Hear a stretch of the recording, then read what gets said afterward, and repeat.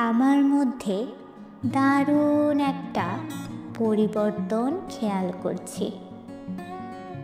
আমি দেখছি ইদানিং মন খারাপ হলে খুব বেশি একটা বিষণ্ণ হয়ে চুপচাপ বসে থাকি না। আমি সবার সাথে ঠিকঠাক কথা বলি, আমি মানুষের সাথে হাসি। চলার পথে যখন কোনো সমস্যার মুখোমুখি হই, চারপাশে তাকিয়ে দেখি আমার জন্য কেউ দাঁড়িয়ে নেই।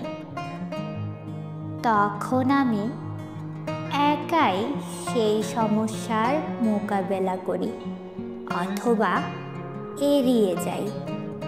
ভাবি যা হবার তো হবেই। বিপদ আমার জন্য নতুন কিছু না,